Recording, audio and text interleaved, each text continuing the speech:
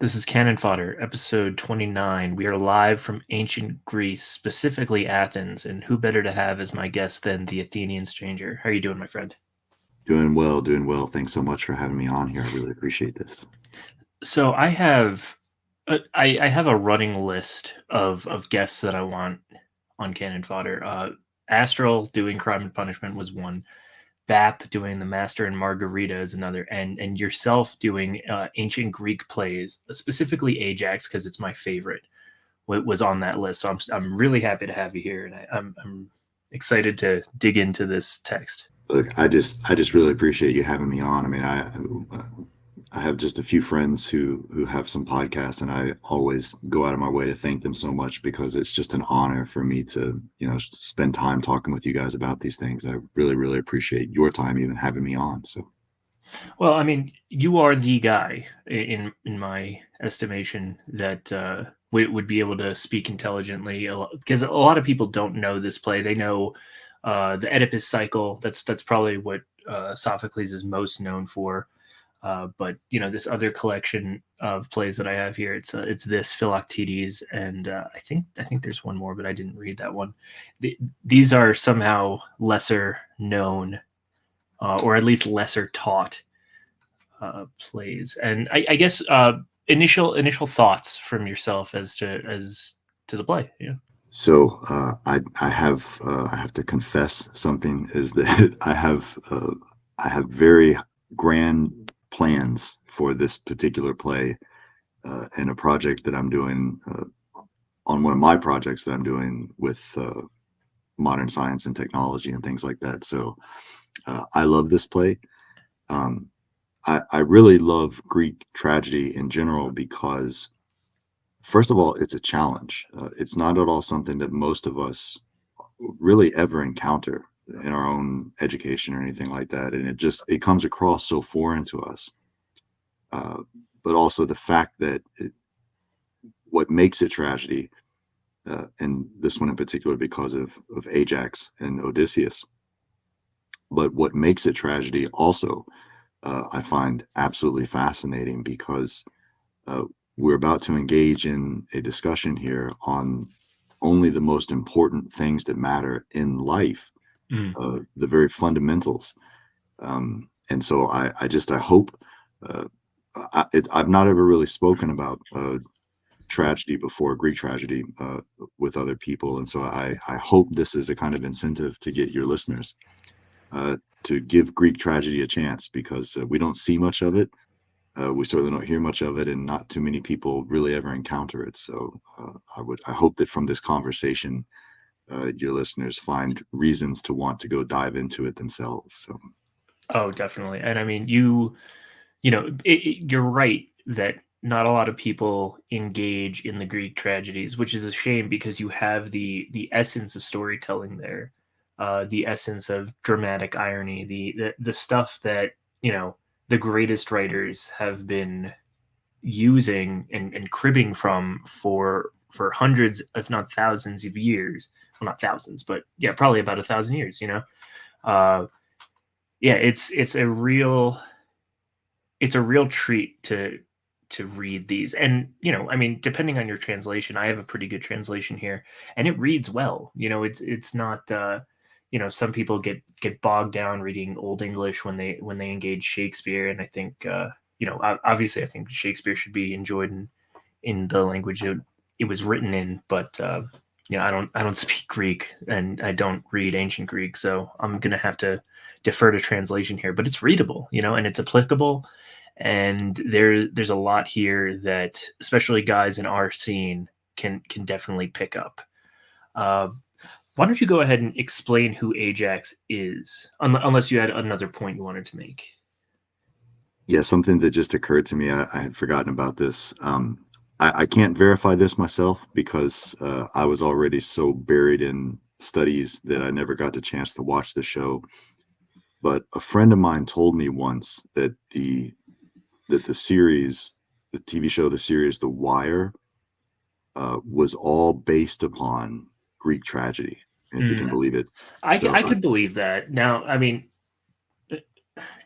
So the thing about The Wire, it's a well-made show, I think, but it's definitely it's like the most shit libby show possible because it shows, instead of the actions of individuals, that it's actually society that is either keeping people down or making them choose various lives. It's the you know it reminds me of like taking uh, juvenile delinquents to a scared straight program where they like see a prisoner who will yell at them and like tell them they're going to be a prison bitch or something. That's that, but for like white female liberals. Right? Uh, That's that that's how I think of The Wire. that explains everything about the person who told me that, because that's her. That's uh, but yeah. So okay. So Ajax he's a figure that we encounter in Homer. He's second in strength only to Achilles. And the impression that we always get um, about Ajax whenever he's brought up is that he's just this hulking figure. But Ajax is second in strength, only to Odysseus. I'm sorry, only to Achilles. But it seems to be the case that he's by far the largest, in other words, most muscular of all of the people. And so he's is most famous. The one thing he's most famously known for, and this occurs in the Iliad, is that his his spear, very much like Achilles's, along with his shield. No one else is strong enough to even use them because they're just right, too right. big to pick up. Um, so that's essentially what's going on with the character of Ajax as we encounter him. Now, what happens in the Iliad is that, well, we're just this actually is more apocryphal than anything, but uh, what happens is that Achilles dies, and they have these competitions for his arms, which is to say his armor, his shield, and stuff like that. Um, and Ajax is fully expecting that it's going to go to him because it's just simply known that he is second, right? But what happens is that Odysseus, uh, through craft of mind, I guess we could say, but there's a little more to it, as we'll see, um, ends up getting it. And so that's going to be what is at the preface more than anything, what's presumed, I guess we could say, of the knowledge of the reader going into this play, the Ajax. Although I'm quick to say that you don't have to know that kind of background because these things do stand on their own, right? You just kind of got to give them a chance and start reading them and say, okay, you know what? I'm just going to see if I can figure this out. But that's what's going on here in this. So Ajax is definitely my favorite character out of the Iliad. I remember when I read it, I thought, okay, here's a guy who can fight Hector to a standstill, who is able to defend the other Greeks who are trying to rescue Achilles or Patroclus's rather body. Right, he is favored by no gods. At least, not it's not stated in the Iliad whether he is or isn't. Whereas Athena and Odysseus have relationship. I mean, Diomedes. I think Diomedes is given the gift of sight, right, and he's able to wound Ares. Yeah, that's a particularly interesting uh, story with Diomedes because he wounds uh, Aphrodite as well. So, well, it's I think it's Aphrodite that he wounds, and uh, he's threatening to go up against Ares himself or something, Oh, and that's that's right. when he Okay. gets yeah, that's when he gets pulled back or something like that. But what you mentioned, I had forgot to include in sort of a summary of Ajax. Uh, that's crucial. Uh, we have two one-on-one scenes, as it were, in the Iliad. You have you have the first where Menelaus is going to fight Paris, and then presumably whoever wins, the war's over, right? Um, and then, and this really represents a turning point, a very powerful turning point in the entirety of the Iliad. You have Hector do one-on-one combat with Ajax, and what's so revealing about that combat that's different from the first one-on-one combat scene is that this is now no longer an issue of fighting merely over a woman.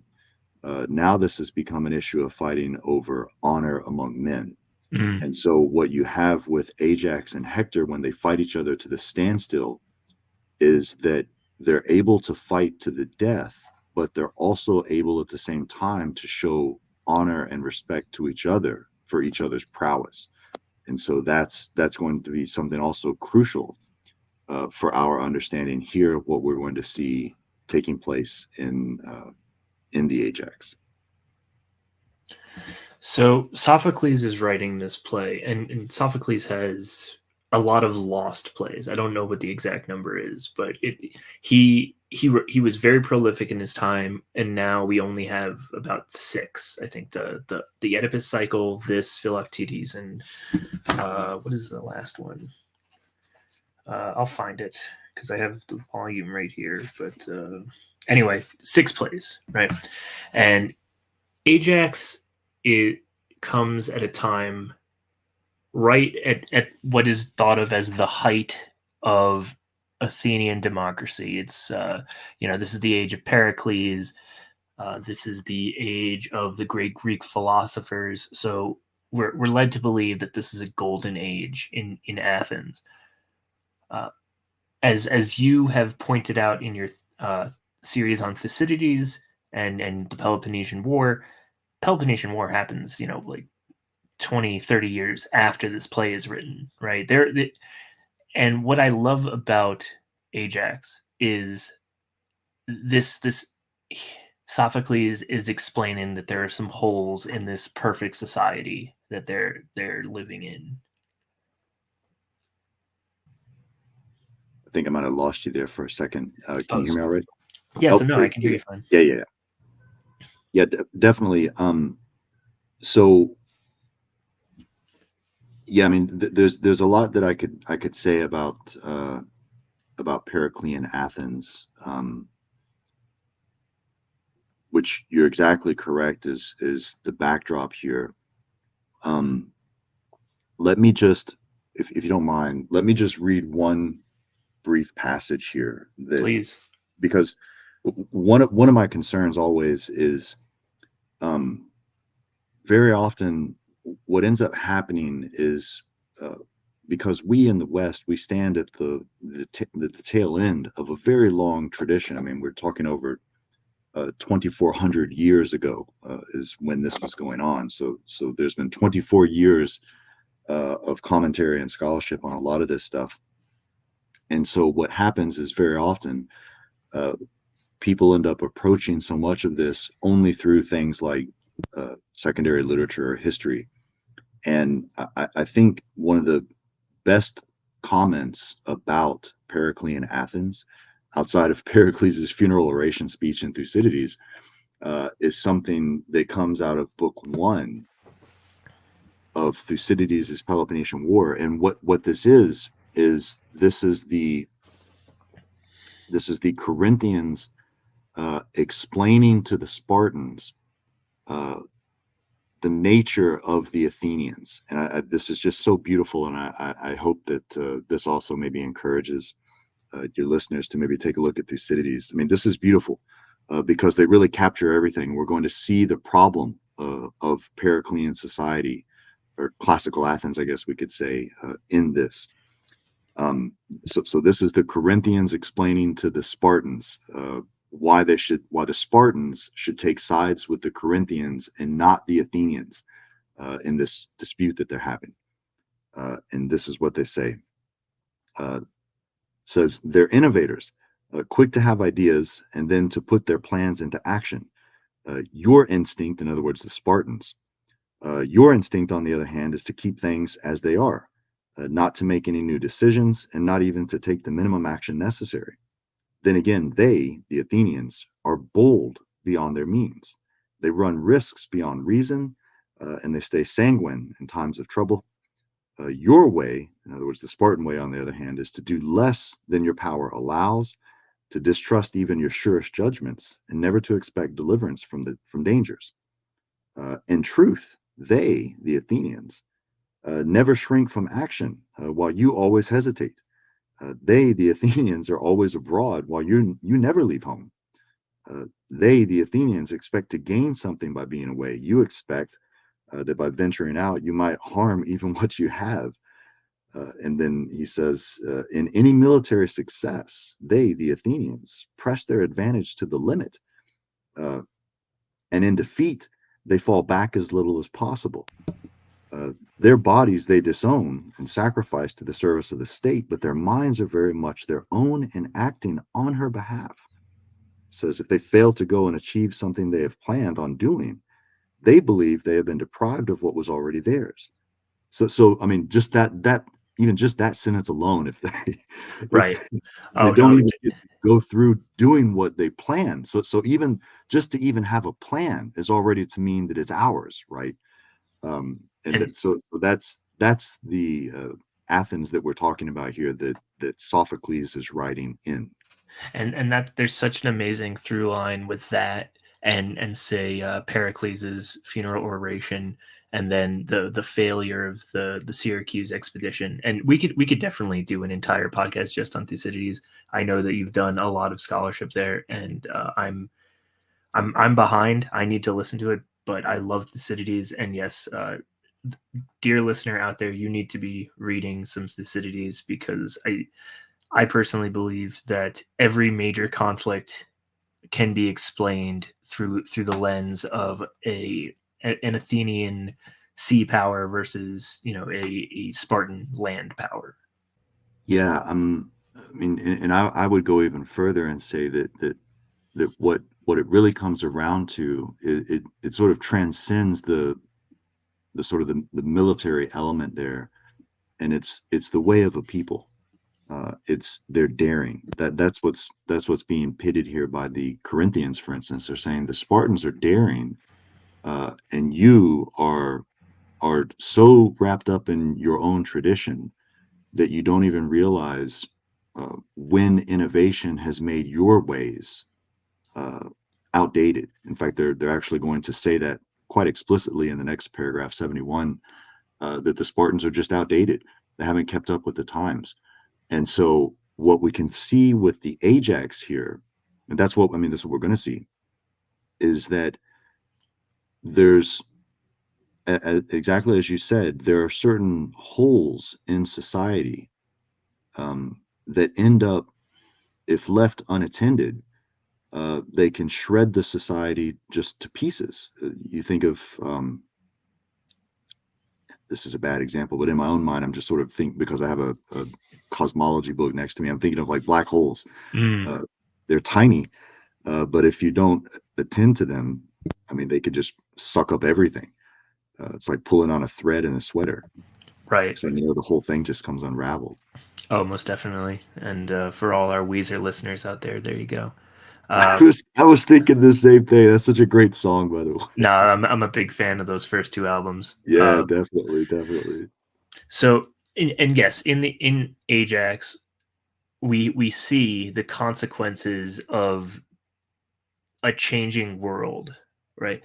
Uh, a brief a brief plot summary, I guess, of Ajax is, yes, Ajax is competing for the arms of Achilles, and the last two men standing in this competition are Ajax and Odysseus.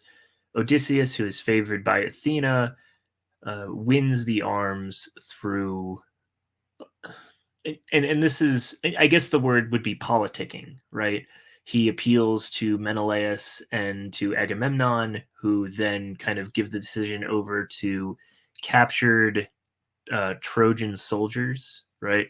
And they end up having a vote for who should get the arms, and Odysseus wins. This sends Ajax into a tirade because he feels wronged, not just by Odysseus, who uses politicking means to win, but also by Menelaus and by Agamemnon, who he feels have dealt with him unfairly. So he's planning to kill all three. Athena is able to make him see, instead of an entire cadre of Greeks, he sees a cadre of Greeks, let's say, and what he actually does is he ends up slaughtering a bunch of livestock. Right? He gets bloodlusted, and when he finally comes to his senses and realizes that he has not killed his enemies, uh, his concubine and his young son are in his tent, and in order to keep them alive, keep them safe, he goes out and commits suicide with the very same sword, actually, that he was gifted by Hector. So there's a lot of symbolism, a lot of layers here. And yeah, Athenian, go ahead and pick that up wherever you want. Yeah, let's see. I would also add sort of in my brief summary of it, which you originally asked for it. I think I waxed off and drifted into, read good books or something like that. Um, yeah, so the way that I would describe it is this. Um, the play is about the opening section is about figuring out what has what has Ajax done and why has he done it. And then the rest of the play, and once Ajax himself realizes what's happened here and the severity of the consequences, he kills himself. And then the rest of the play is about trying to figure out what's going to happen with his body. Yes, Um, yes. and so the most important thing, this is the spoiler thing, is that what happens to Ajax is that Athena steps in. She realizes just how enraged he is by feeling like he's been treated unfairly, and he's going to slaughter as many Greeks as possible, but most especially, he's going to slaughter Agamemnon, Menelaus, and Odysseus, and anyone else, by the way, who gets in his way. And so, what Athena does is she he commits to doing the act, and Athena blinds him, we could say, by making him see the captured animals or what have you of the people at Troy, that the Achaeans have taken advantage of to just simply eat and stuff. He makes Ajax see only them as the Greeks, and so he slaughters all of them, thinking he slaughtered all the Greeks. Um, and so this is so that's sort of the superficial level. I mean, just to sort of understand what's going on in the play. And what Agamemnon and Menelaus want to do is they want to leave Ajax's body out for the birds, no ceremonial burial whatsoever. Whereas Odysseus, who's the one who's cheated him, is the one that argues on behalf of Ajax getting a proper burial. Um, so a number of things going on here that I think we can all understand, but this gets to the point of why the Greek tragedy is itself trafficking in what we were mentioning at the beginning as these fundamental concepts. You have, first of all, the relationship to the divine, which is to say the role of Athena, as contrasted between the characters of Ajax and Odysseus, right? How she favors one and how she does not favor the other, or what have you. And then you have the role of enmity, right? Jealousy or rage, the feeling of dishonor, which I think all of us can relate to, because if it's going based on just one's natural right makes might, or natural might makes right, then Ajax should have been the winner here. But of course, keeping in mind that the power of mind itself is also a claim to natural right. So you have natural right of might makes right, but you also have natural right of mind can make right, uh, depending on how wily or cunning one is. And so these things are pitted against each other with Ajax and Odysseus. And so we can all understand the feeling of dishonor, um, but there's more to it than that, right? Because I mean, if someone is simply smarter, then you have to take that into consideration of a kind of physical prowess or a kind of meritocracy or something like that. So that's happening. But then also you have this fundamental conception of friendship, the kind of so there's this conception of honor. There's this conception of the role of the divine in the life of man, and then there's this conception of friendship or camaraderie among men. And so these are what are really weighing in the balance. And one of the things I always try to tell people is that you want to have a kind of little toolkit of the basics with you when you approach good literature. And what I mean by that for this case is if someone's talking about tragedy, just kind of full stop and say, well, okay, hold on, wait a minute. What is tragedy? What do we even mean? What do we even mean when we're, people say, oh, that's so tragic? Because unfortunately, it's just become a word like all other words that we start to use as it's somehow an answer, when yet we don't even realize that it might be an occasion for a question. And so just as a first cut, what I like to tell people is this is your entryway into tragedy. Tragedy is what we describe a situation as when you have a good man who's trying to do what he thinks is the good and he fails. Mm. And so when you look at it through that lens, the story of Ajax takes on a much more profound meaning because you have to, and this is why Odysseus is going to argue on behalf of him receiving a burial. Whereas, again, to emphasize this, the sons of Atreides, right? The whole reason everyone's at Troy, Menelaus and Agamemnon, they're like, to hell with it. Let the birds eat him. Just leave him out to die in the trenches or whatever. So we have to be able to understand what's otherwise presented as a kind of madness taking place in the play. And what are the redeeming qualities of Ajax as opposed to, or at least maybe even in conjunction with those of Odysseus, but certainly as opposed to the leaders, right? I mean, I think everyone in America can relate to this right now. Just think about the kind of military leaders we have. What's that? The tranny guy that's the commander, the housing and homeland, or whatever. But that's Which one? There's a few. yeah, that's a problem. There's probably more than we would even like to imagine. But that's the problem is when you have these amazingly good warriors, good men, but they're being led by people who are less than them. And look how easily these people who are less than them, their leaders, in this case, Agamemnon and Menelaus, uh, want to just sort of leave their greatest warrior to rot to death on the field of battle simply because they don't understand the seriousness of not granting him the honor that he deserves. And you can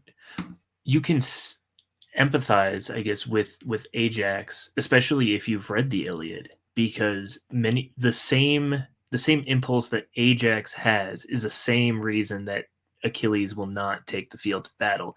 He has been dishonored by these two kings who are lesser than the great warriors who they command.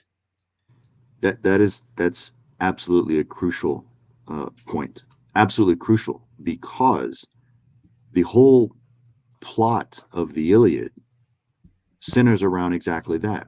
The opening scene of the Iliad is that Achilles simply speaks the truth, and he says, "Look, uh, you've dishonored this priest, and all we have to do is simply give him back his daughter because now our men are dying. You dishonored the priest. He prayed to Apollo, and Apollo has sent this plague upon our men." Um, well, I mean, this is by way of a seer. There's a seer who's telling all this, and Achilles is going to be the one who's going to agree with it and say, "Look, he's our most talented seer. So why don't you just follow what his advice is?" And that's when Agamemnon just explodes on Achilles and just says, "You're going to learn your place with me."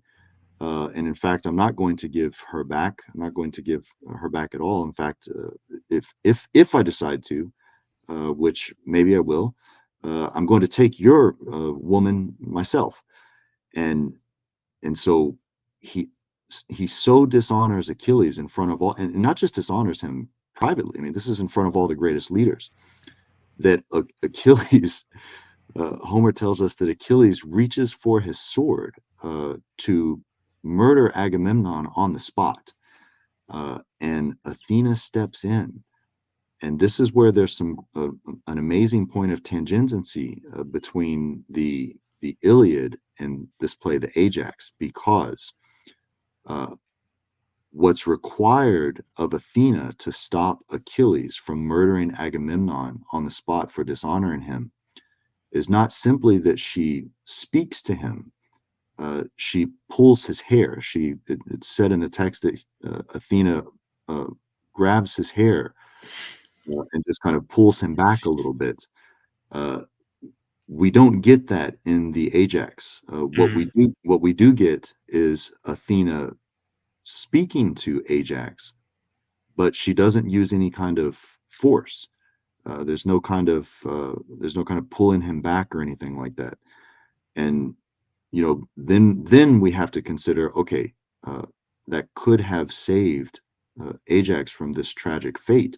So why was Achilles more favored than Ajax? Because wouldn't it have been nice if the gods showed the same kind of, uh, I don't know what we want to call it, particular providence or something to Ajax that she showed to Achilles, which is also at the crux of why Odysseus was able to outdo Ajax and win the armor, right? Because of this uh, whatever, behind closed doors politicking that he does and everything like that. So, and that's going to really speak to just what I would argue is the greatest significance of the play itself, is that well, I'll just sort of hold off there. I don't want to get ahead of ourselves here, but that's going to be the problem, is that when we relate to Ajax, it's because we relate to the fact that he's the strongest. He should have had this given to him. We don't like the idea that people could win by clever trickery or behind the scenes maneuvering or something like that. We want to see people win on their own merit. But that's us assuming, and this is crucial, that's us assuming that the totality of life itself uh, is in terms of the human things. Um, there is this, or there might be this very, very important element of simple chance. Uh, I mean, it might be something. I mean, I mean, it's just, it's very similar to the way that things happen sometimes with in teaching.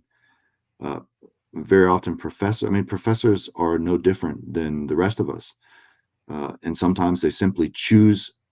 Sometimes they simply just like other students more than they might like us. And we can feel that sense of Ajax where we want to slaughter all of them because it's like, if you, it's like that guy's not even as talented as I am with this material, yet you like him because you're a shit lib, and he's willing to carry water for the shit libs and I'm not. So you're going to give him the spot, or you're going to advocate for him getting published in these various journals or something. So here's my sword that was given to me by Hector, and I'm going to slaughter you all because of it, with it, and I'm going to make examples out of you. And so I think we can all relate to that. But we also, at the same time, have to understand that in doing that, we ourselves fall victim to what's at the core of, we could say, the tragic flaw that is Ajax. Um, and this is something that does in fact come up in the play quite explicitly. This is around. Let's see. I have the play in front of me. Let me just read this real quick to sort of so that I don't bury the lead, so that so that everyone knows, however much further we go, they see this. This is around lines 750, 760 ish. Um, this is a messenger who's coming back and explaining what's happening, because Ajax has a brother or a half brother who's just come back. He wants Tucor. He wants to speak with Ajax, because all of the Greeks are angry because they realized that Ajax wanted to murder all of them. And he says, this is what the messenger says. Um, he quotes right here. He says, wherever men forget their mere man's nature, thinking a thought too high, they have no use of their huge bulk and boldness, uh, but they fall on most untoward disasters sent by heaven. Ajax, even when he first set out from home, proved himself foolish when his father gave him the good advice at parting. And this is what his father said to Ajax. He said, child, he said, resolve to win, but always with God's help. And Mm, then the messenger says, but Ajax answered with a senseless boast. He said, Father, with God's help, even a worthless man could triumph. And he says, I propose, without that help, to win my prize of fame. So Ajax wants the world to not have this element of chance that is provided to it by the divine. He wants it all to be fundamentally moral in terms of the human understanding of morality. And so this effectively is why Athena uh, has chosen Odysseus over Ajax, because Ajax does not want to grant the gods uh, their power over the human things. Uh, and so, in many respects, you could say that Ajax is, from the very earliest of age, striving towards that role of the divinity himself. mm, And that seems to be what's at the core of his tragic flaw here, is that he's lived a life that attempts to do that. And look how far it's gotten him. I mean, he's done amazing things. He's the only person better than him is Achilles. And of course, Achilles is favored by the gods, right?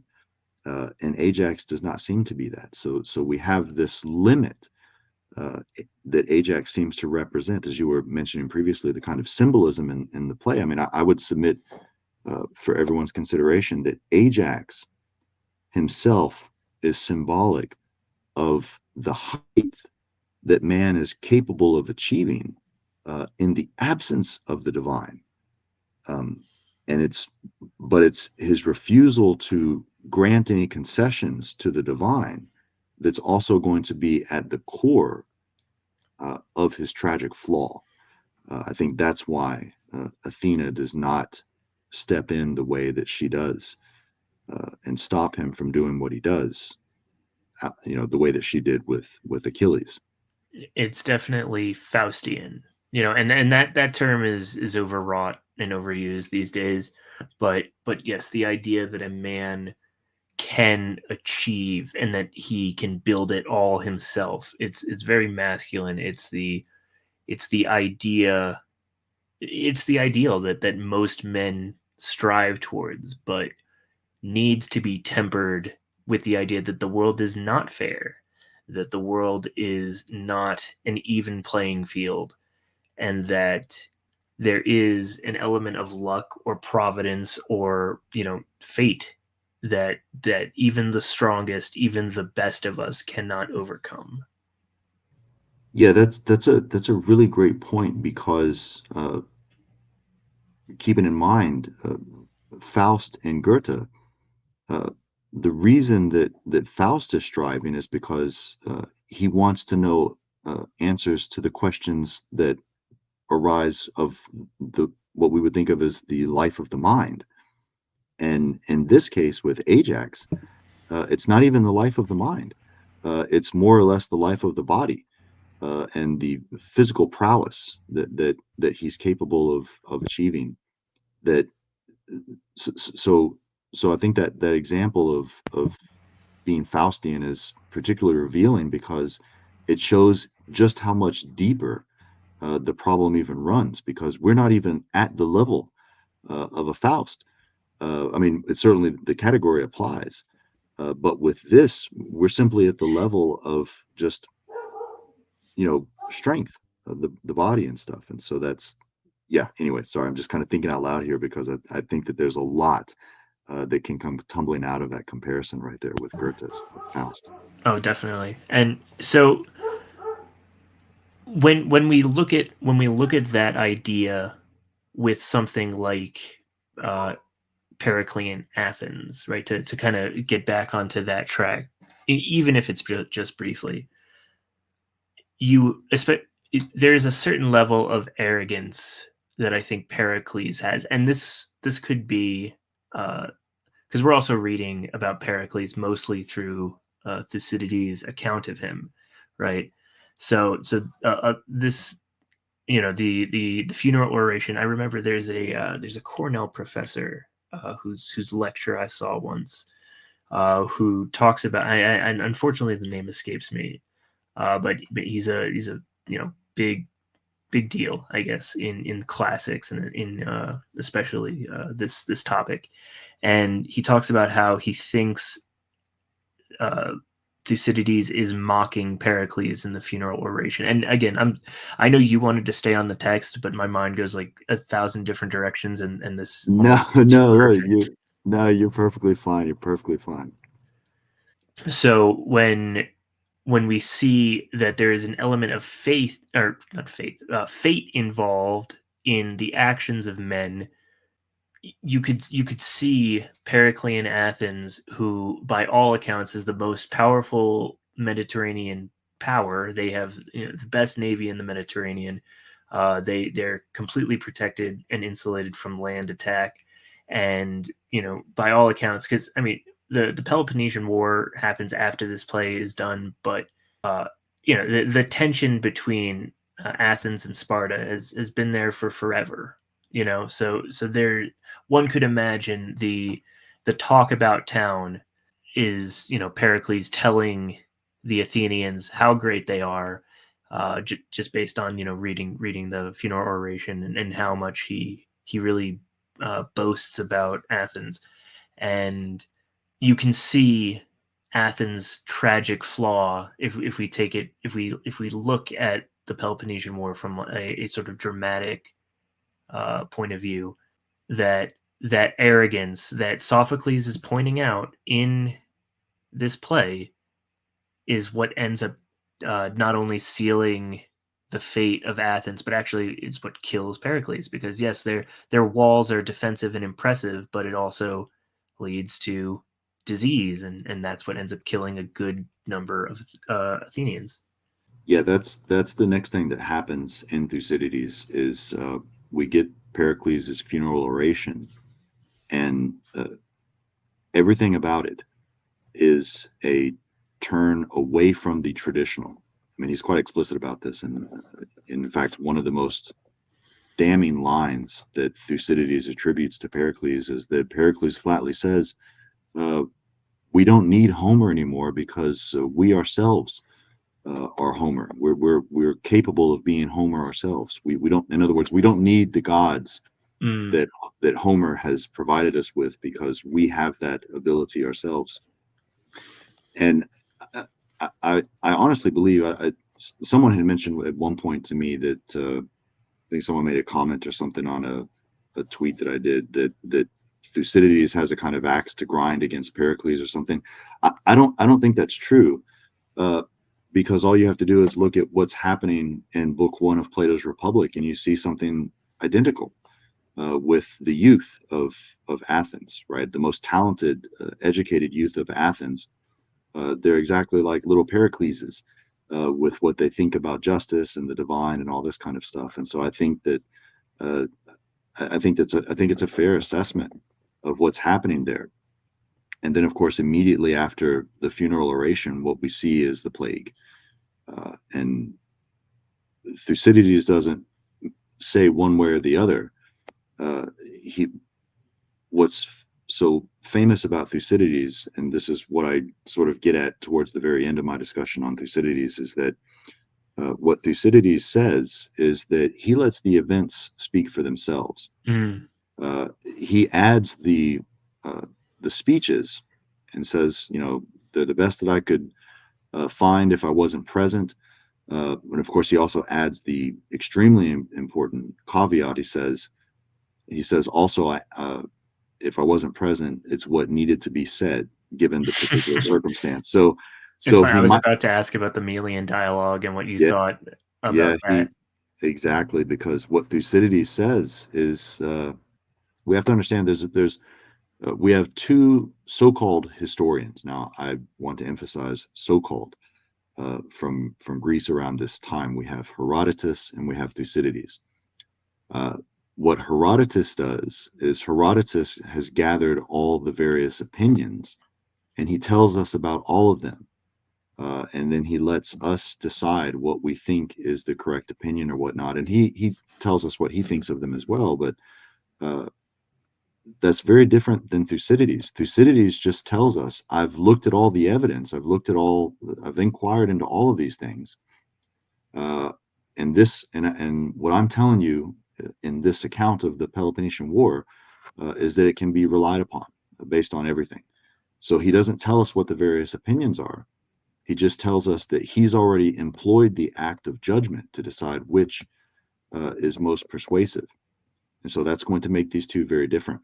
Mm, But I would emphasize for people to understand that the word history in Greek does not mean what it does for us. History in Greek means inquiry. So it's a kind of uh, a proto philosophy. Now, I don't use that pejoratively because I think that what Thucydides and Herodotus offer us is every bit as on point and powerful as what we have from the various philosophers. But they're not doing philosophy; they're inquiring. They're just doing it in a way that's very different from what has come down to us in the philosophic tradition. Um, that's by the way, that's why Nietzsche appreciates Thucydides so much, is he sees in Thucydides the alternative to the Platonic and the Aristotelian tradition, and says that if we could just find our way back to Thucydides, and of course Greek tragedy as well. This is huge for Nietzsche. Then the West would not have gone down the horrible path it's gone down, or something to that effect. mm, Um, so that's crucial there.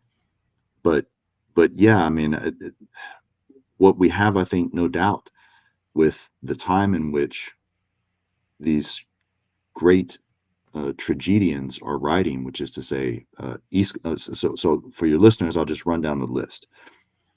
It's understood that the best of the poets from classical Athens, which is to say Periclean Athens, there's four.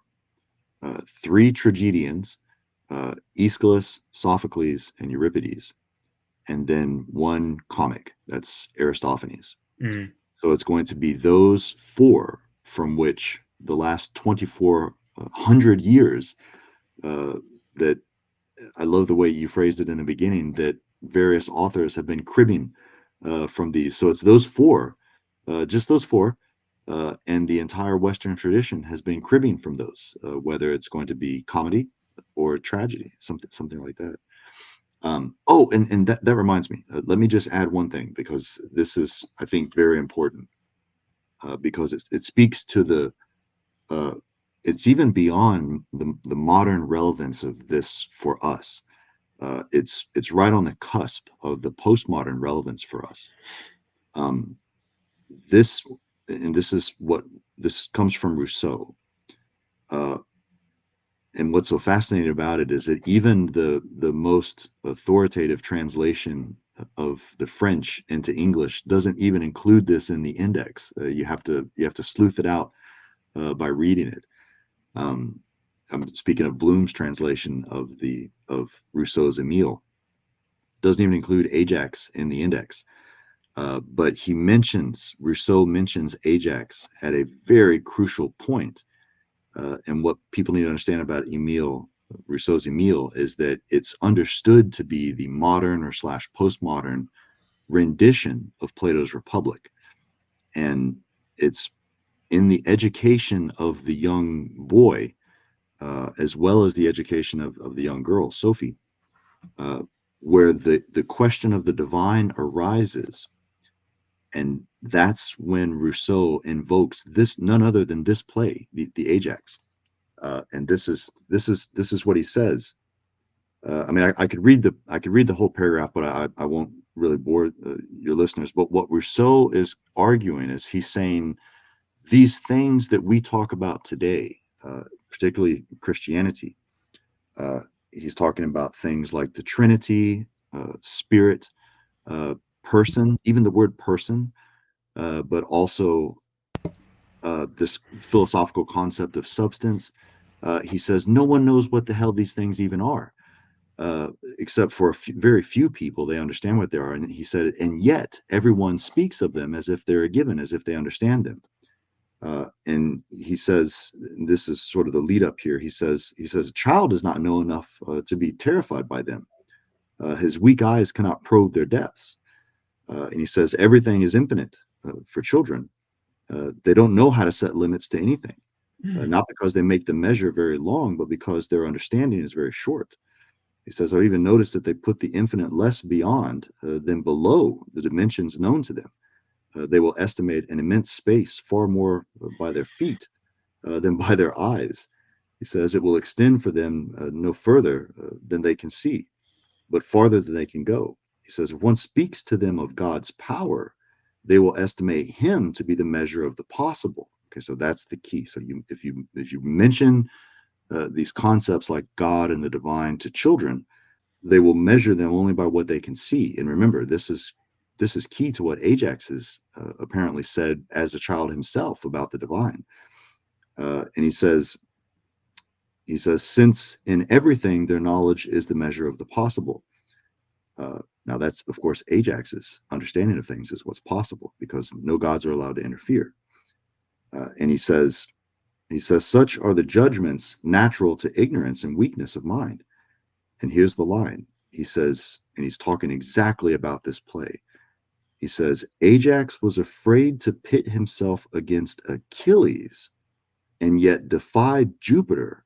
In other words, he's using the Latin there. In other words, Ajax defied Zeus. That's the Roman equivalent there of Zeus, is Jupiter. Mm-hmm. He says Ajax was afraid to pit himself against Zeus and yet defied. I'm sorry. Ajax was afraid to pit himself against Achilles and yet defied Zeus to combat because he knew Achilles and he did not know Jupiter or Zeus.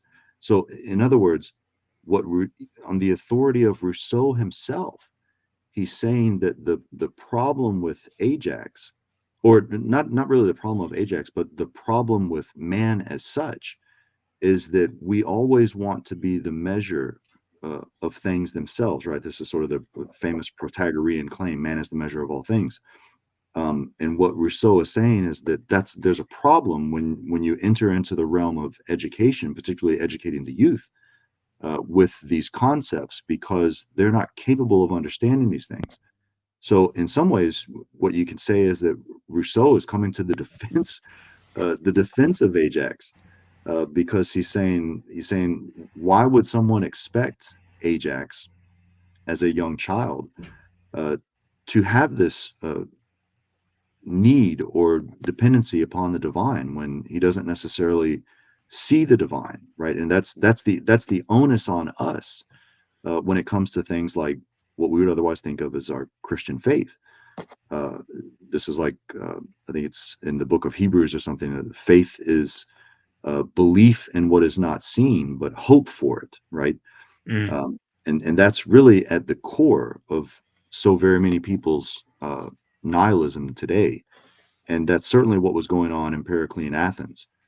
You have the height of mind showing itself, whether through tragedy or philosophy or techne, right? Technology that's happening there at the time. That's the whole purpose. Pericles' uh, enormous public works project, right? That's where we get the Parthenon and all this kinds of things. Is Pericles? He's doing all this, and he's saying, look, you all can see what we're capable of. So we don't need Homer anymore. right? We are the Homers. Look at the Parthenon. Right? We built this, right? It's sort of like that stupid Bidenism. I did that, right? You Right, know? right, right. And so that's what is so great about this play, is that we're seeing in a very powerful, dramatic way how this plays out in the lives of not simply men, but the best men, right? Because when Ajax is led to believe that all the Greeks are the various sheep and the cattle, and he slaughters all of them, everyone watching thinks he's gone insane. They think that because he's been dishonored, that he's allowed himself to go insane. And even when his wife is recounting the events, she says, I saw him speaking to something. I couldn't see it. I mean, it was just like speaking to someone who wasn't there. All the while that he was doing these things, as he was sneaking around the house at night and torturing these three animals in particular, right? Those three animals are the ones he thinks are Odysseus, Agamemnon, and Menelaus. And just the way he's torturing him is amazing. He's like, he cuts the tongue off one of them, just the tip of the tongue, right? And then he guts him, right? Stabs him from the belly and goes up, right? He's really torturing him. He flails the back of the one he thinks is Odysseus, ties him up. He doesn't. In other words, uh, what what Ajax is doing is something I'm fond of saying, is that sometimes death is too good for people. Uh, Honest to God, they've done things that are so unjust that I don't want to have to wait until I die to see justice served. I want to see it served right now. So death's not good enough. Let's let them suffer here a little bit on this side of life. Um, and so, in other words, everyone looking in from the outside thinks that Ajax is insane. But as the opening of the play itself shows us, right? Because Athena is speaking with Odysseus, and Odysseus cannot see her. She's invisible. And we, the readers, are in the same situation as Ajax's wife. We're just looking in. And so all we see is Odysseus speaking to someone who we can't see, in the same way that Ajax's wife sees Ajax speaking to someone that she can't see. Now, what's so crucial about that is what that means is that we have these two poles to human existence.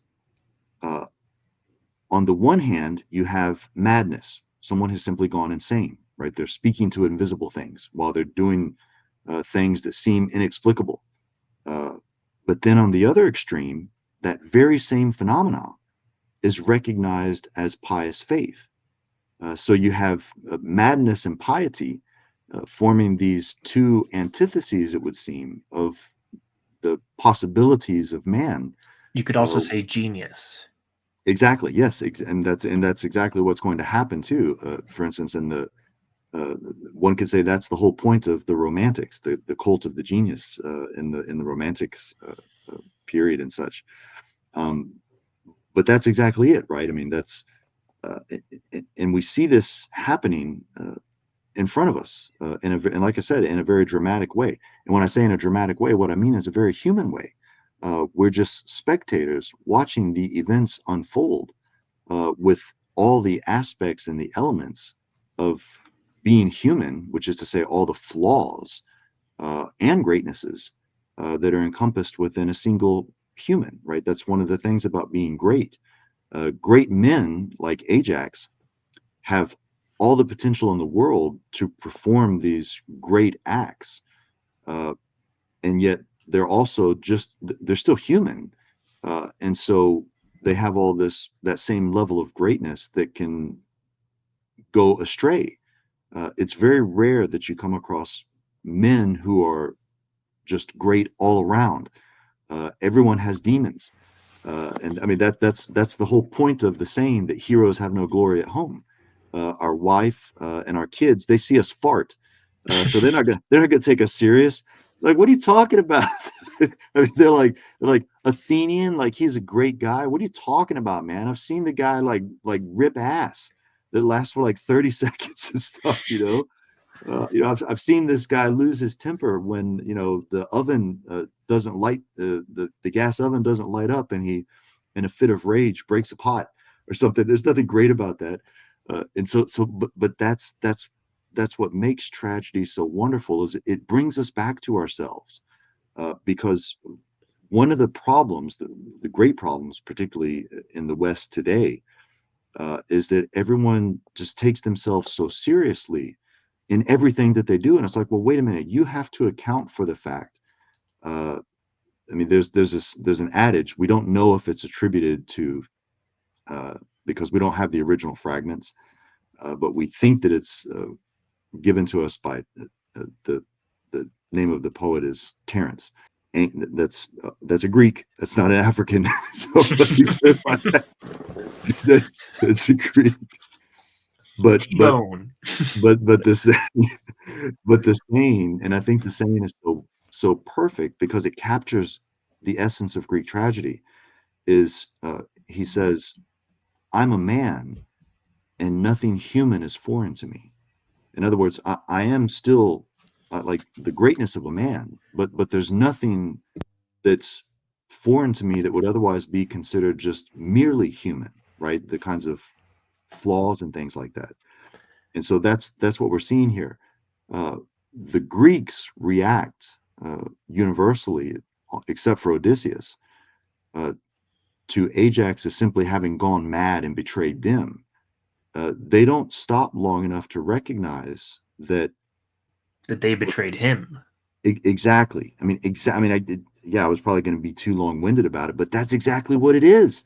Why? Where the hell? So what There's we no introspection on the parts of the sons of Atreus. exactly, and the word you use there is crucial. The introspection. We always, and that's the whole point of what I was mentioning about the antitheses between, on the one hand, madness versus genius or faith. That's because we can only see from the outside. We can't see the inside. We don't know what the motives are. And so with this particular play, notice what would have happened just in the opening scene itself if Athena was not there. We would think that Ajax has gone mad because all that you can see is that he's tied up some sheep and is torturing them. And he's having a dialogue with them the whole time, telling them why he's doing it and everything. Um, but that's not what we get. We get Athena, because Odysseus has tracked it down. He's tracked down what has happened. Everyone knows that the flocks have been slaughtered, but no one knows. No one really knows what's going on behind it. Now there's an eyewitness that saw Ajax fleeing the scene with blood on his sword, but no one can believe it. Right? In other words, we can't believe our eyes that this is. There's no reason he would have done this. Odysseus is able to track him down, but he's afraid to look inside the tent. Uh, I mean that, and Athena mocks him for that. She says, "You're afraid of a like someone who's gone insane. Like what? Like oh, so you're kind of it's kind of cowardice." But the point is that even if Odysseus had looked inside the tent, it wouldn't have made any sense to him if Athena wasn't there. And what Athena does, is she says, "Look," and this is where the drama comes into play. She says, "Don't move. Just stay right where you are. Don't say anything, and I'll show you." And so she's the one who gets Ajax to come outside of the tent, and she starts asking him questions so that Odysseus can watch. So what Athena is doing is Athena is letting Odysseus see the inside, the introspection of Ajax to all of this, which no one would have ever known. I mean, if there were no gods, no one would have ever known. If there was no relation to Odysseus, right? Because Odysseus does go and tell everyone, but he doesn't. There's no indication in the play that Odysseus tells anybody that Athena was the one that helped him to find out what the motives were, right? Because that's the reason they turn on Ajax, is they realize, because Odysseus has told him, that his motivation for doing it was he thought that the sheep were all the Greeks. No one would have known that otherwise. Even his wife doesn't understand. She doesn't know what's going on. All she can provide is the human account. There's no help from the divine on her end, so she can't even tell him that. It's Odysseus that provides all the information. And so that's what makes it so, I think, really brings it home, I guess we could say. Because what we should be asking, and what's at the very heart of what you had said about the Greeks are the ones that betrayed Ajax. It's not the other way around. Uh, because the way we could say it is this: okay, all of you guys are pissed off at Ajax because he wanted to kill you all. Where the hell were you when there was this backroom politics going on that robbed Ajax of the honor of having won the armor of Achilles, right, or whatever, right? How come no one said anything then, right? And so that's where this powerful element, is going back to the fundamental concepts we were talking about. That's where the concept of either friendship or camaraderie, honor among men, shows itself in the play with Odysseus. This is what Odysseus is able to understand, um, that neither of the sons of Atreides can do. Menelaus and Agamemnon, they don't seem to care. Uh, all that matters for them is the fact that he was willing to kill them because they dishonored him. They don't care about the dishonoring part. They only care about the strict demand of loyalty no matter what, without re-examining or assessing for themselves that the loyalty they demand is based upon an honor that goes both ways. They show him honor, he shows them honor by fighting for them and wanting to die for them. And that's where so much of, I think, the wealth of richness comes out of the Ajax for us to see. So there was a rendition of Ajax done a few years ago, right? And when we were talking in DMs, I kind of lightly alluded to it, where it's set in modern times, and it's an allegory for either the Iraq or the Afghanistan war. I'm not 100% certain because I actually haven't seen it. This was told to me by a professor who actually taught Ajax to me, um, and how the they explain Ajax as a vehicle for talking about post-traumatic stress disorder, which just doesn't it's idiotic and it's nonsensical. Yeah, And if you're if we were in spaces right now, I would have pressed the fart button to use. I honest to God, I would have pressed the fart button. That's how stupid that interpretation is. But anyway, sorry. Go ahead. Go ahead. but there is something there, right? You could tell the story of the Iraq War through Ajax, right? Imagine the leadership failure of the invasion of Iraq, where you had and even up until like the exit of Afghanistan, right? Where the exit is done poorly, people die as a result. It's chaos, and you there's this feeling of what was all of this for, what was all the death and the fighting for, and you can see all of that in Ajax. His moments alone when he is contemplating what he must do, which is, he ends up falling on his sword. Ajax doesn't understand the world has changed, right? He cannot exist in a world of politics. He believes in the world of honor, right? And as soon as it's no longer the world, he has created a world that he can no longer exist in, which is probably the greatest tragedy of it all, because there would have not been a Greek victory at Troy without Ajax, and he has done so well that he can no longer exist in this world. Yeah, I think that's really, really important to emphasize, because you're exactly right that we can understand these events of today, like the Afghanistan pullout or the war with Iraq. We can understand them in terms of the Ajax, but we have to entirely jettison uh, that stuff about post-traumatic stress syndrome, and instead understand it in terms of honor. Um, or we could even say patriotism, because in many ways that's what patriotism is. What happens is if you want the best of your people to fight on behalf of you and die and possibly die for you and be proud to die for you, then there's responsibility on your part to show them that you appreciate that.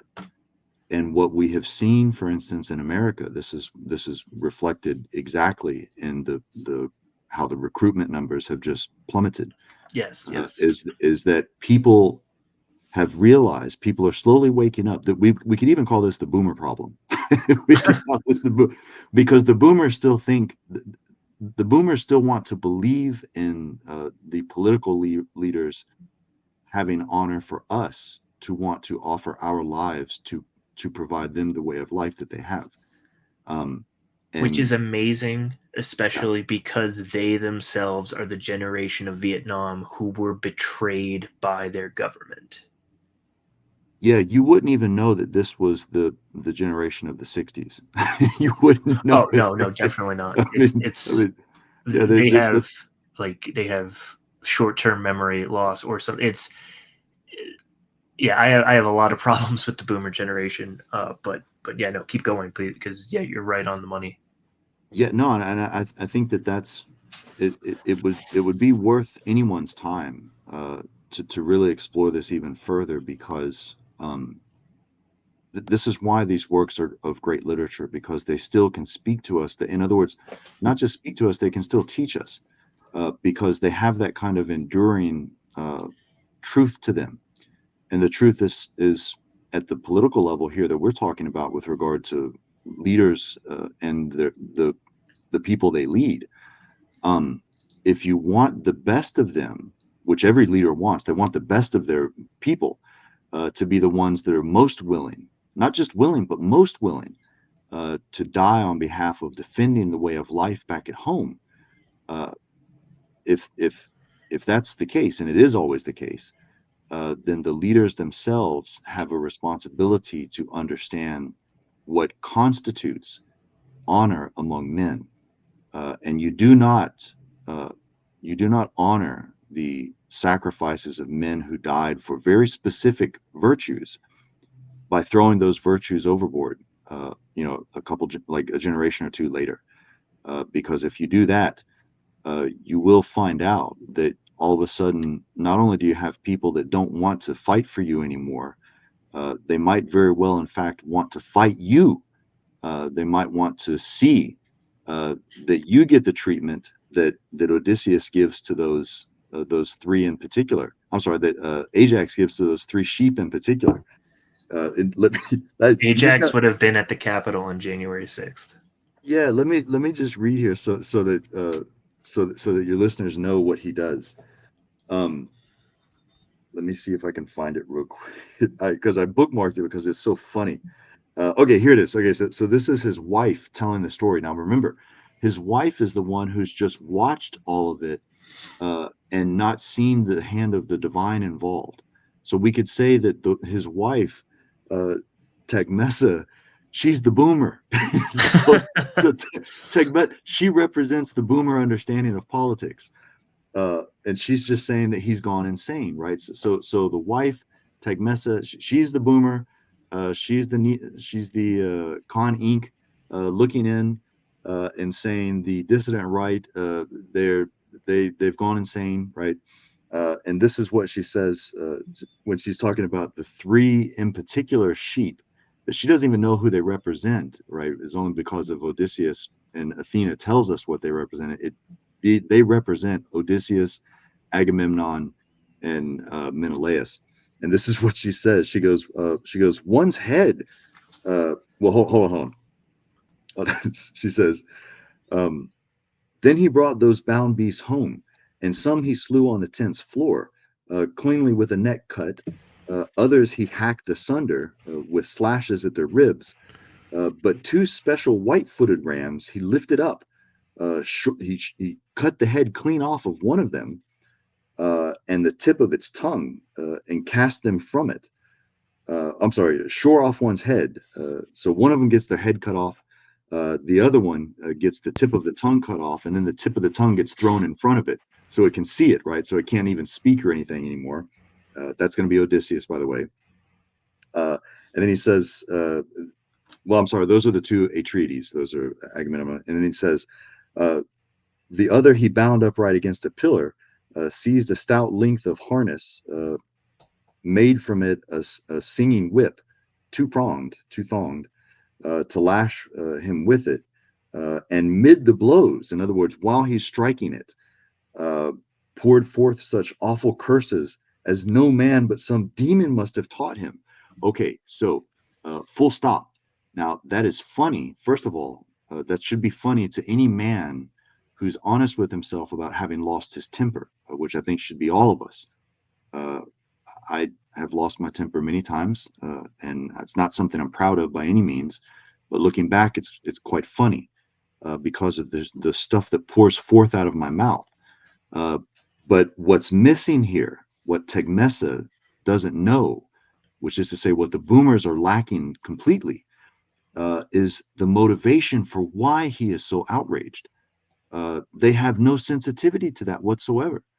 And in fact, let me just point out that Ajax has already told her. Now, keep in mind, she is a woman, which I think is especially fitting for the comparisons with the with the boomers.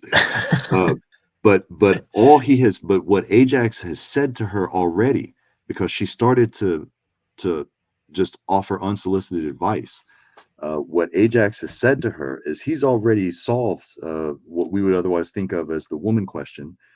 Uh, he says the virtue of a woman is to remain silent. Period. That's all he says to her. That's all he says, and she never. And so from that moment on, she never says anything. She just watches.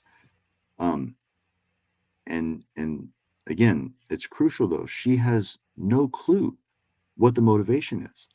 She has no sensitivity whatsoever to the fact that he has spent his life, uh, literally risking his life at the front of the battle, at the front of the worst part of battle, the most dangerous part of battle, only to be dishonored. And so now she can't understand in any way what he's doing. And moreover, and even more importantly, she can't even understand the vulgarity with which he's doing it. To not be able to understand why a man can so lose his temper as to pour forth vulgarities that only a demon would speak, that's to fundamentally not understand a man. You don't know what a man is if you don't know that he's capable, and in many cases, absolutely justified in pouring forth vulgarities of a demon, right? And this is something, again, we've completely lost. But Greek tragedy, right here in this play, Ajax, is reminding us of it. The truth of it, the hard, cold truth of it, the facts on the ground.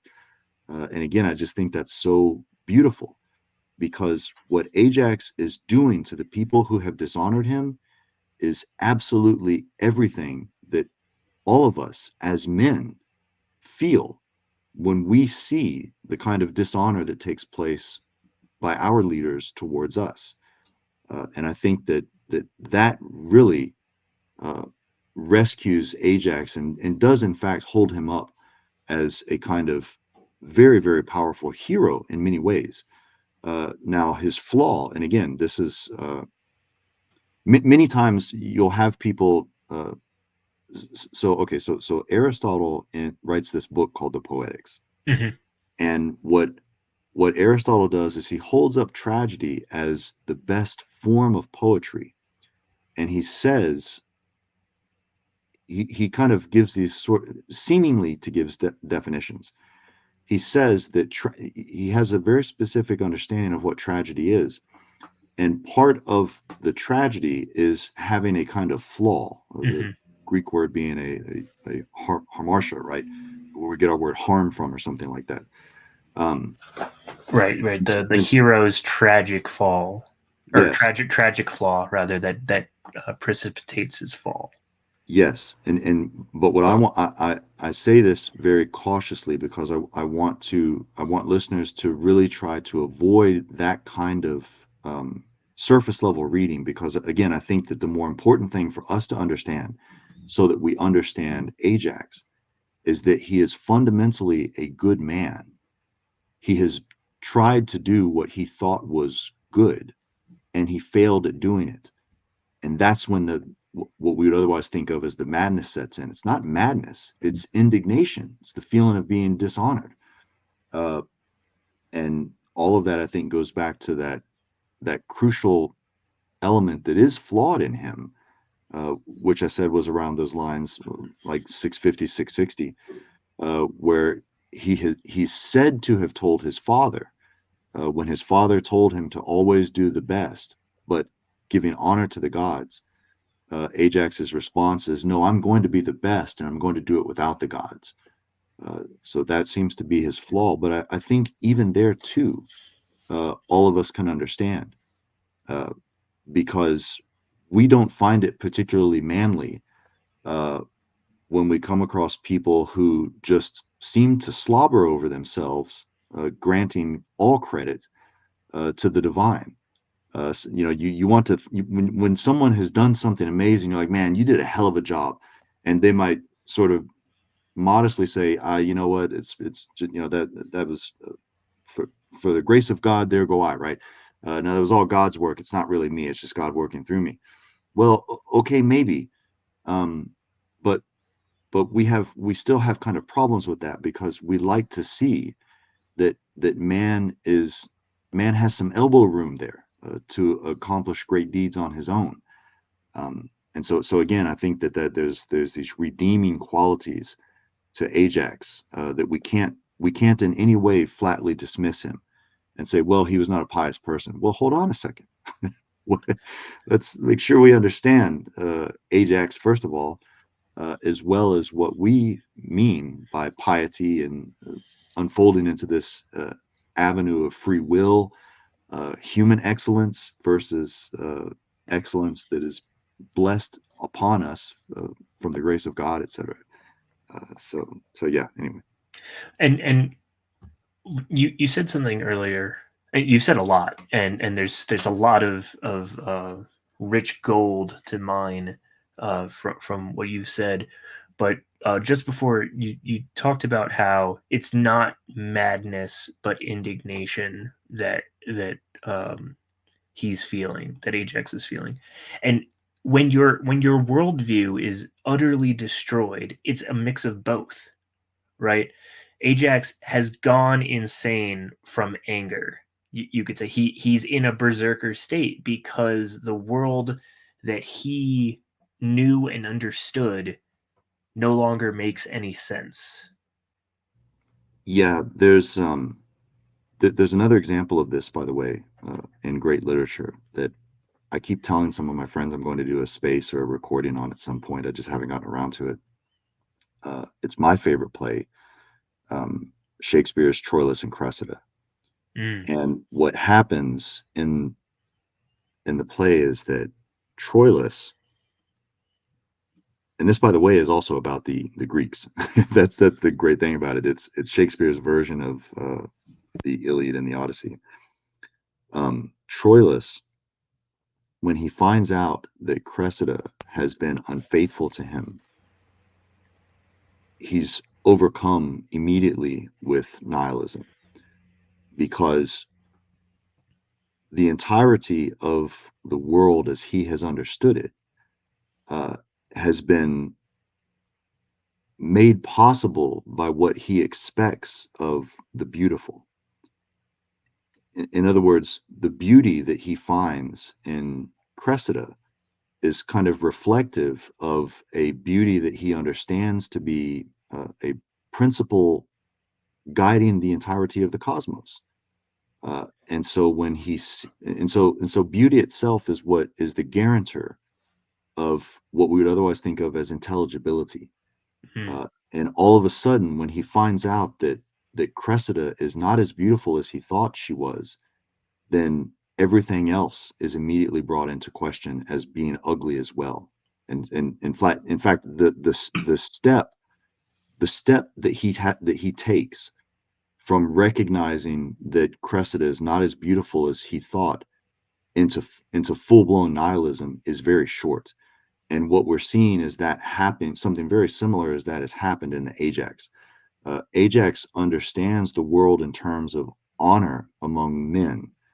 And what has happened when he has been dishonored is that the entirety of the world as he has understood it his whole life is now no longer intelligible to him. And so what he's going to do is he's going to make it intelligible himself on his terms. And that's the slaughter, right? He's going to impose his understanding of the intelligibility of the world as he had thought it was and had fought for it to be. And so that we could say is what constitutes his madness, is that the world does, it turns out that the world is not as beautiful as Ajax had thought that it was, because for Ajax, beauty is reflective in the kind of meritocracy of recognition by your own hand, right? By might makes right. Ajax is absolutely representative of might makes right, not divinity, right? It's not the divine that makes right. No, it's might that makes right. And so if you throw that element of chance in there, of maybe the divine could favor someone over somebody else, then a person like Ajax, for all his greatness, becomes unintelligible. And so the rest of the world looking in on him that has always known him, all of a sudden they think that he's gone insane. And exactly as you had said, they lack the introspection to think that they themselves were complicit in the fact that he has become unintelligible. And that actually speaks again to the very opening scene there. What happens, I mean, we're talking just within the first 20 lines.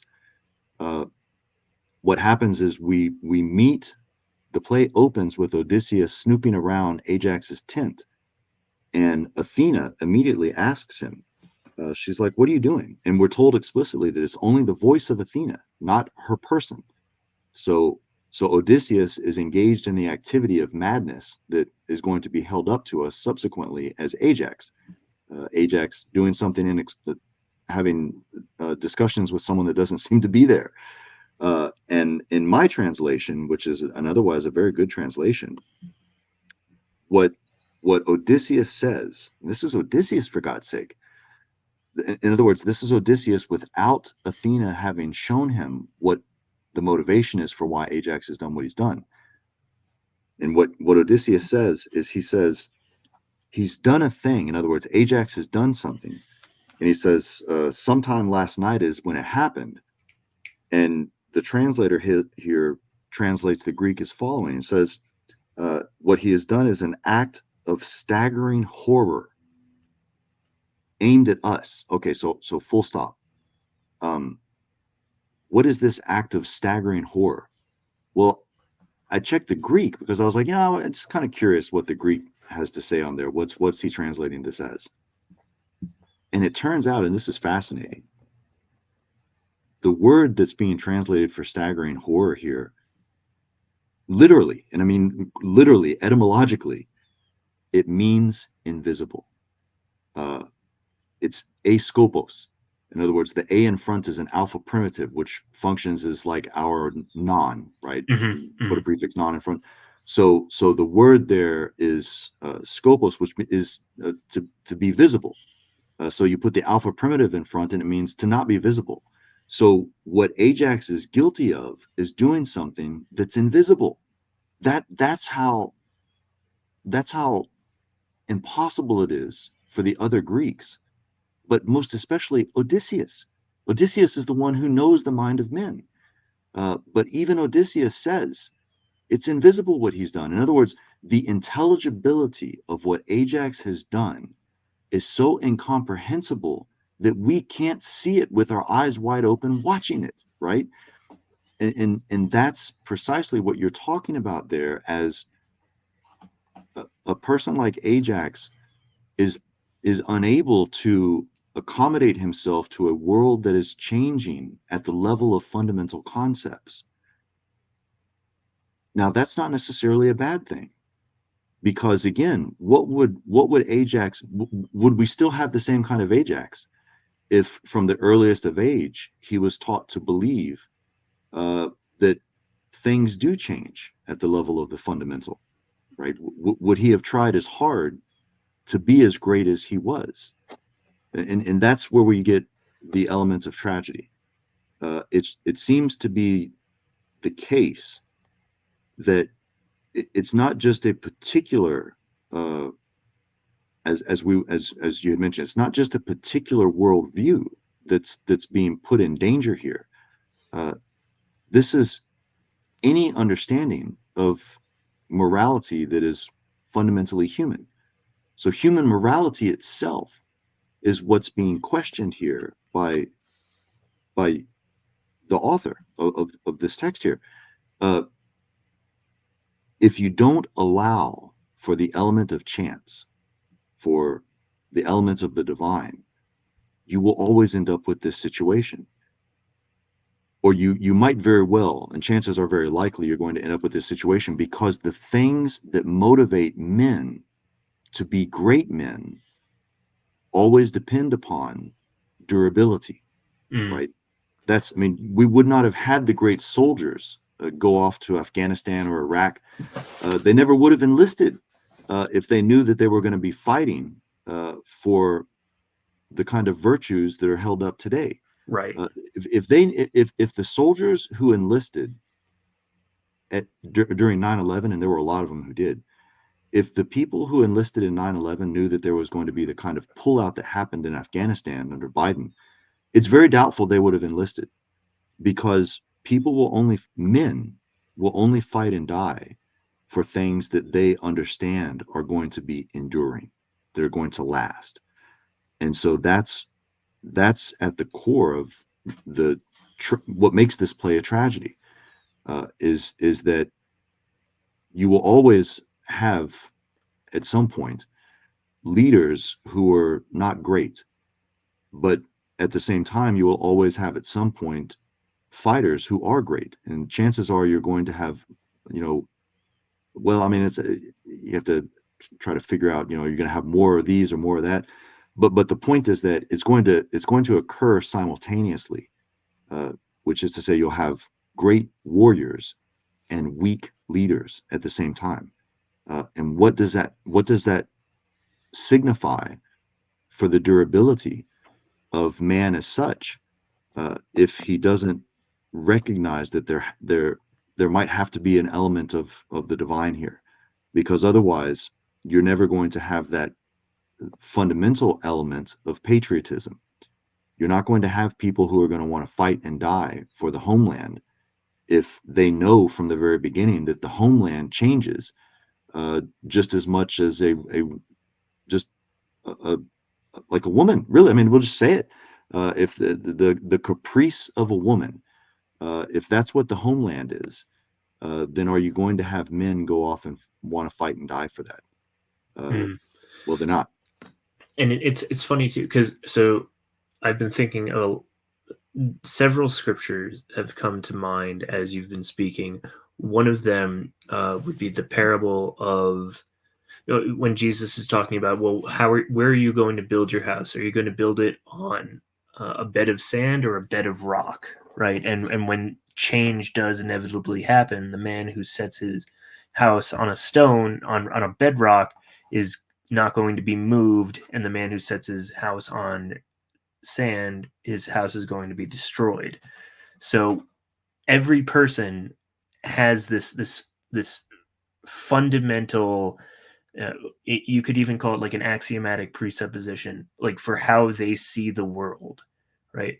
And you have to be very intentional with what that is, and whether that's through education, whether that's through life experience. You have to be, if you're going to live a life, and that's probably actually, and because I wanted to bring up education and the power of education, so this is a good transition for that. But you need to, when you are educating the youth, you need to really, you need to be very careful, right? And I know you know a lot about this. You had a great stream with Jay Burden and George Bagby on specifically this. You broke up just a little bit there Oh, on sorry. my end of things, because probably on my end, because being the location where I'm at has horrible Wi-Fi, but I think I got the gist of it. Um, Yes, all of this concerns, going back to those all important lines that I keep referencing about what Ajax himself says.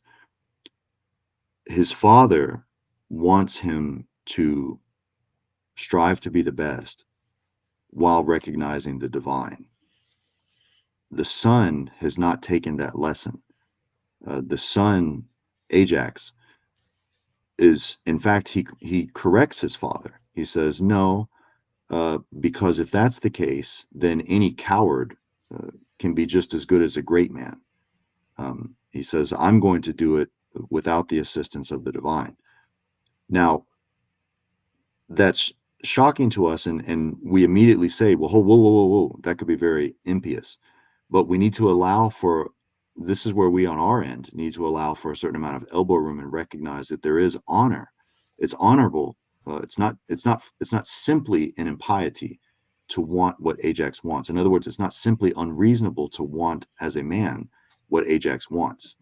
We don't want to see people who are undeserving being given their opportunity, and then their opportunity, the ability that they display when they get their opportunity is wholly given to them by the gods, right? We want it to be earned. So there's that aspect. But what you're suggesting, and what I think is correct, is that what happens when there's the failure of the transmission of the way of life from the father to the son, right? The way of life that Ajax's father wants Ajax to live is not being manifested. It's not being shown. It's not being lived out in what Ajax has chosen as he goes off to fight at Troy. I mean, that's a problem. That's a big Oh, problem. most definitely. And I mean, what Ajax's father is Telamon, who was on the Argo with Jason. So he understands the role of fate in adventuring and in battle, right? And it is to his great detriment. And actually, like one of the reasons why Ajax's half brother Teucer or Tuker is afraid to go back home is because Telamon's failure will have come home to roost in seeing Ajax's corpse. Yeah, that's and let me also emphasize here. This is this is why I hope that maybe you can have me back for a follow-up session on this. Uh, what we've done here is we've provided an enormous amount of, and this is why some of my friends get so frustrated with me in spaces. I end up having these spaces that like go on for 3 hours where I've only talked about a couple lines of text. But the problem is that uh, what we as speakers always have to keep in mind is that we want our audience on the one hand to be able to follow the depths that we're about Mm, to provide, but then at the same time, uh, it's it's most likely that our audience has not read the books that we're talking about, but they're yeah, still curious. yeah. They're still curious, right? And so, what you and I have been discussing, this is sort of me speaking to the audience here. What you and I have been discussing is that mostly the kind of first half of the play, the rest of the play, where they're deciding, for instance, what to do about his body and stuff after he's killed himself. That's where things also become deeply interesting, with regard to, as you're exactly rightly pointing out, with regard to his brother. This and this is key, because again, that's when we talk about things like this, the boomer problem and stuff like that. uh, we can completely, in our mind's eye, see how it is that the reason the boomers are the way that they are is because of their own education in their life, having turned out to be something other than what presumably their fathers wanted it to be, right? And we can trace this in American history all the way back to the founding, right? I mean, because the founders would not have founded America if they knew that what was going to be happening today was, around the corner or something like that. I don't, I do not believe for a second that any of the founders would look at contemporary America and say, "We did that." Say, we did that. They Oh, would be, oh, they'd be chanting for a king. They'd oh be yeah, they'd become absolutely. Tories right away.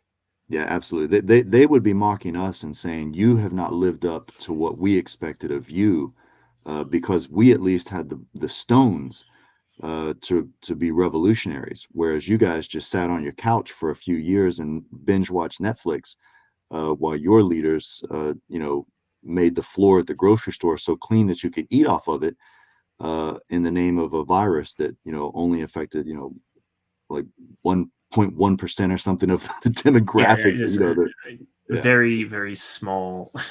and yeah, and in the meantime, you could even look at the trajectory of the United States as in terms of Greek tragedy, right? Because the the country was founded on the fundamental rights of man, but that has been so expanded and in many ways perverted to mean like the freedom to basically kill yourself on the micro level of like a person to the macro level of society. I mean, it's really even worse than that, because uh, you have committed the unspeakable act of gendering those rights, who they're for. You said they're for man. So it's Oh like, yes, how, yes. right? My How apologies. how dare you not ask man what his preferred pronouns are, right? So I mean, we couldn't even we wouldn't even be able to. Yeah, Liberate from reality. yeah, exactly. I mean, we wouldn't even be able to have a document like the Declaration of Independence today. I mean, it'd just be impossible. But yeah, no, but what I was getting at though is that this would be one of those kinds of discussions that would be great if like we have like a part two. Mm, So if your listeners like it, uh, then and they want us to like go into the rest of the play or something like that, it would be great, because again, there's so much that we had to get over just in pitching it, right? So that everyone could catch up with us, so that we could start talking about it. That we might be able to do a follow up or something like that, where we just really explore the rest of it, because there's everything in the play that we've been talking about and so much more, right? right. So much, Yes. so much I mean, more. we haven't gotten to. We've gotten through a lot, definitely, and but yes, I agree that there's a lot of meat left on the bones. Uh, yeah, oh man, we've been going almost an hour and 45. So yeah, why don't we will put a pin in this for now, and we will. I'm definitely going to have you back to do part two, and you know even more parts in the future because I want to have you back for many Greek tragedies and comedies if you're down for that. Yeah, definitely. I had the same reaction as you did, because there's like the thing that shows how long we've been talking, and I Hmm. think like 30 minutes ago I looked up and I was like, holy shit, I can't believe we've been talking that long. And so I hope your listeners stay for all of it. Um, but yeah, I mean, that's because I think when people see the way that we're able to have the passion for these things because it's still alive for us. Hmm. This is not reading Ajax is not some kind of shit lib, ivory tower academic exercise or something. This is what our best predecessors have left for us, uh, and said, we're trusting you with this. This is for you.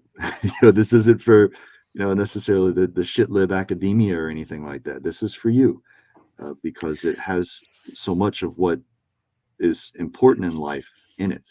So And I some of me wants to leave this for the next part, but there's when you say that, I think of Ajax's young son who now no longer has a father who will be able to teach him the ways of the world.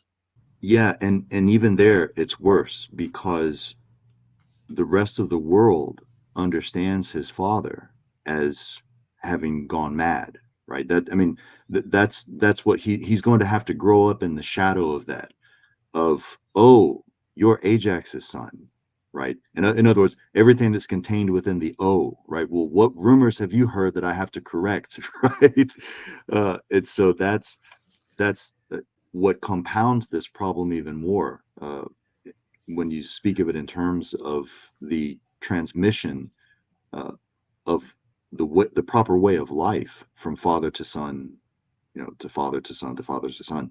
And I really, that is one of my own, I guess I could say, like a hobby horse that I think is really just the most important, because uh, I mean, just as you saw, the fact that the way that I sort of brought up Rousseau and stuff, as all being all about education, that's really what the purpose of so much of this is. I mean, whatever your answer for what you think is going to happen after you die, that's one thing. But all of us alive, I mean, part of life itself, I mean, and possibly the most important part of life, is ensuring that what we understand is the right way of life gets handed down to subsequent generations. That's why so many of us are enraged, exactly like Ajax, feeling like we've been betrayed by the way of life, which is to say America, that we have been so patriotic and loving of, and defending of for so long, to only be simply to have it rubbed in our face, that we're either, you know, well, just, I mean, your listeners know all the names that get thrown upon us as us being the ones that are a problem, not the people who are, tucking their genitals in between their thighs, and dancing around in front of a bunch of school children or something like that. No, no, they're not the problem. We are, right? Mm.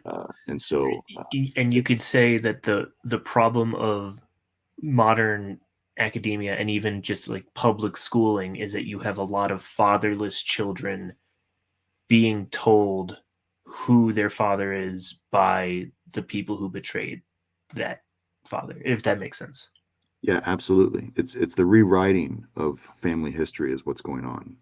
That's one way you could think of the corruption that has occurred in academia, is that parents, well-meaning parents, who have entrusted these educators with their children for large portions of the day, never ever expecting that that any harm would come to them whatsoever.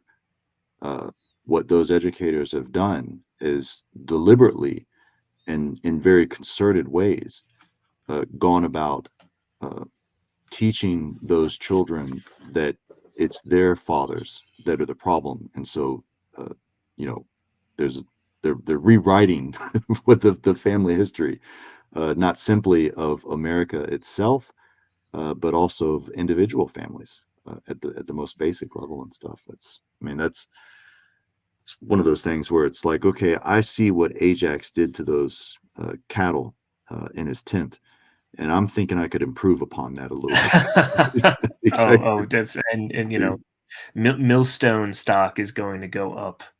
Um, yes, yes. Perhaps it's best to leave it there. We could definitely go another, 3 hours on this, I think. Uh, so I'm gonna have you back for part two. We'll figure out the logistics around that. But for now, Athenian, my friend, this has been amazing. Please tell all the good listeners out there how they can find your work, how they can support you.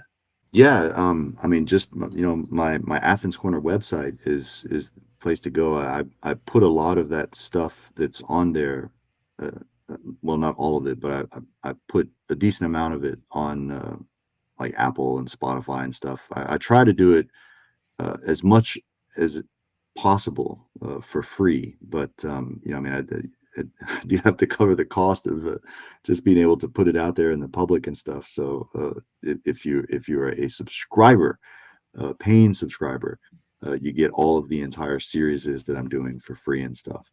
But yeah, athenscorner.com. Check it out, and hopefully, you like what you find there enough, to want to stick around there. So. And I'll make sure to link all that in the show notes. I've been to the site; it's great, and the site is relatively new, right? Yeah, it's, I didn't know what was all involved in creating just a little website to, try to, you know, put what I've been trained my whole life to provide on. I didn't know everything that was involved, so it's only been there about not even really a year. I think I started in January, and, so just trying to make things work. It's Well, like I a, mean, it's a good looking site. It's easy to navigate. So from those metrics, you're doing great. Um, yeah, definitely gonna put your links down below.